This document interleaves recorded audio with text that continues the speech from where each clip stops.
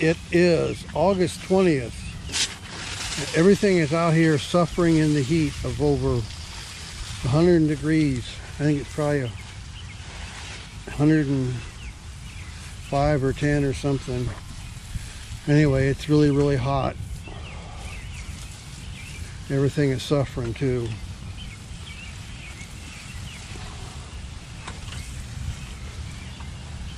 So I'm just giving everything a good drink.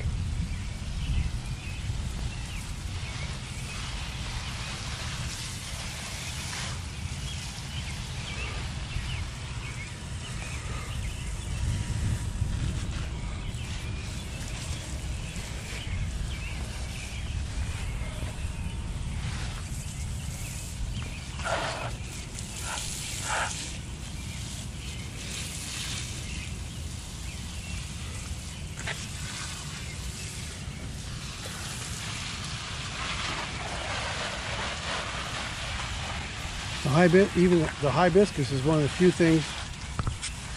The hibiscus is one of the few things that still looks somewhat good.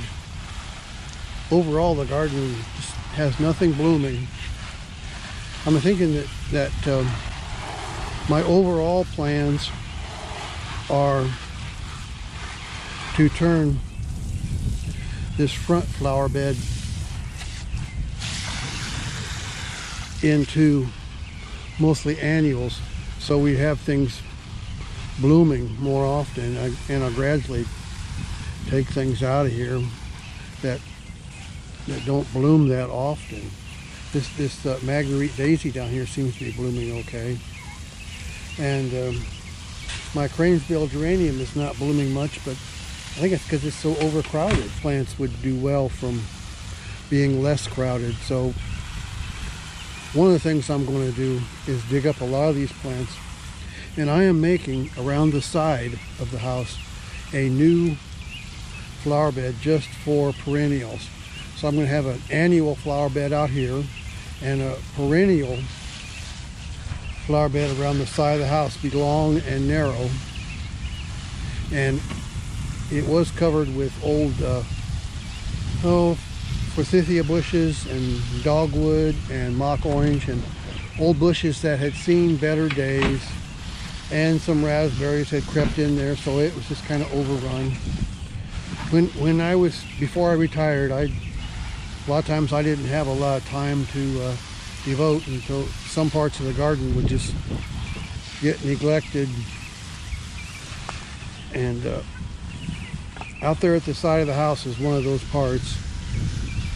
So I cut down all the bushes, and I'm leaving the cut up bushes on the ground to compost into some nice soil, and I'm in the process of covering them with bark chips and grass clippings,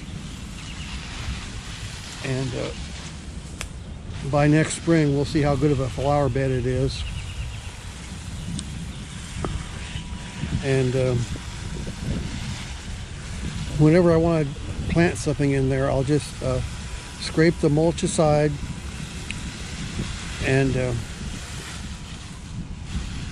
plant. I think things would do a lot better if I had a constant ground cover of mulch. Out here I have what you might call a living ground cover of low creeping plants, like right here. Some of these ones like these Phlox and this Salvia are blooming really good right now, so I need things that are blooming later on in the year. In this rabbit's ears or stachyias, with the gray color of the leaves, it's kind of good year round.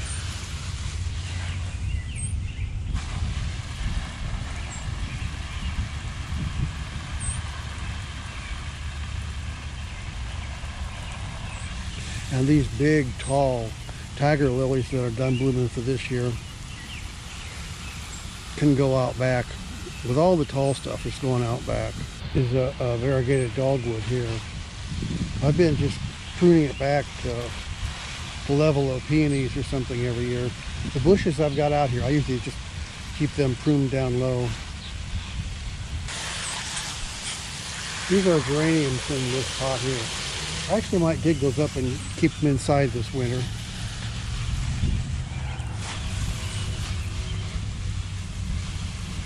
This Cranesbill geranium up here, it's doing a lot better than the other ones, but it's not blooming much either.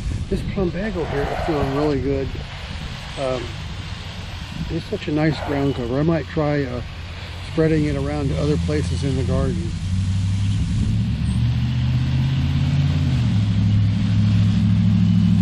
This loosestrife here needs to be cut down. It's starting to look ragged like it does toward the end of the year.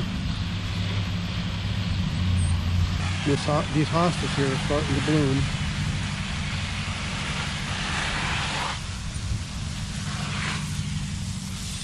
Here's the begonia. I think I'm going to dig those up and put them in pots too before frost anyway.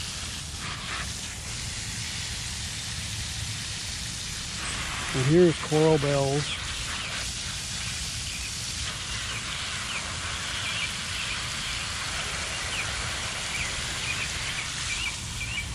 Another begonia.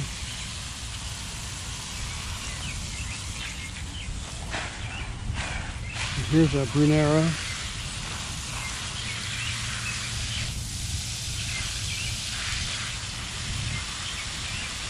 And another coral bells. And another begonia. Right there. And here's a hardy lily that can't stand on its own.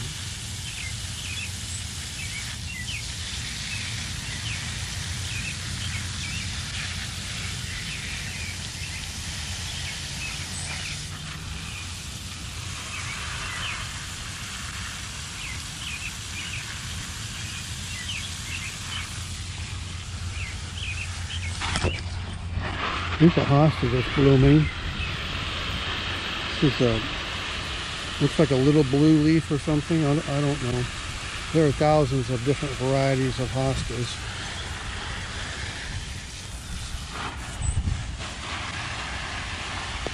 I think the ones with the solid blue leaf are called Royal Standard. They're the only ones I know of that have fragrant flowers. And I don't know what this is called.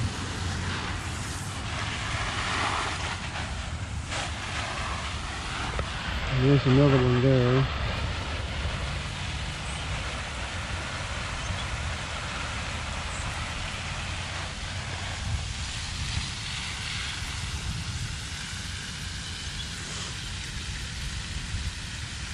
Here is the area where I cut down all of these bushes and this swing set's coming out of here. Here's a pile of wood chips. All I gotta do is rake them out flat. And I'll add some more when I can. I have to go to the city and dig them up from a big pile that they have there and bring them back. And here's going to be my raspberries. I need to prune those right here. And I'll keep covering this over. And maybe by next year it'll be a nice flower bed. We'll see. Here's my garden. Now, I don't know why the cucumbers are wilting, unless it's just because they're dry. We've gotten a few off of here. Tomatoes are wilting too, and I don't know if it's the heat or what. We've gotten quite a few tomatoes off of here, and there's hot peppers over there more than we can eat.